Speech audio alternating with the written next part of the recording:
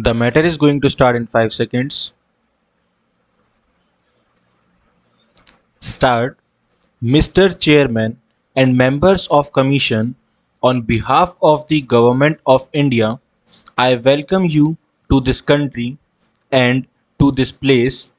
India has long been associated with the United Nations because India has believed in the aims and purposes of the United Nations, and even though sometimes no tangible results have followed in the United Nations, we have believed that we must follow that course in the hope that tangible results will come sooner or later.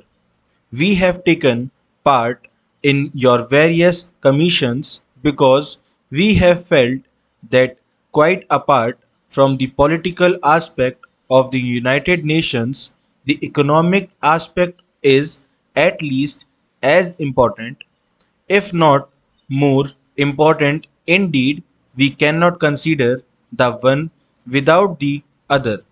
Politically, we have not met with great success so far, but I think that if we succeed in the economic field, that will affect the political field also. There has been talk in the past of one world in the political sense, but it is even more important to consider it in the economic sense. You are meeting here to deal with Asia and Asia's problems because we cannot escape looking at almost any problem. Except in the global context today, Asia is big enough and the subjects you have to deal with are vast and of very great importance.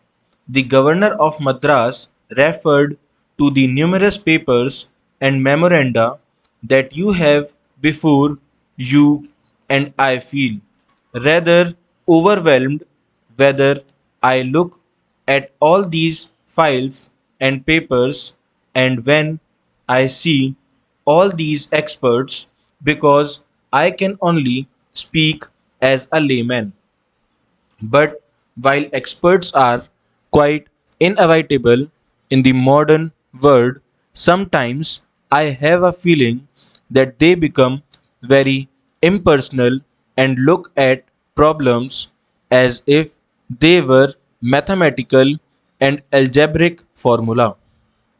Well, we have to deal with human beings and the future of human beings and Asia. The area under survey has a population of at least 1,000 million human beings.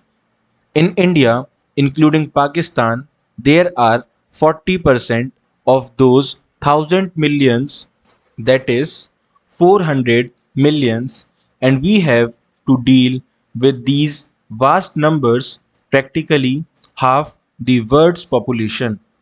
If you look at the human aspect of these 1,000 millions, with their sufferings, with their wants, with their joys and sorrows, the problem becomes something much more than a dry economic problem which you have to solve. Full stop.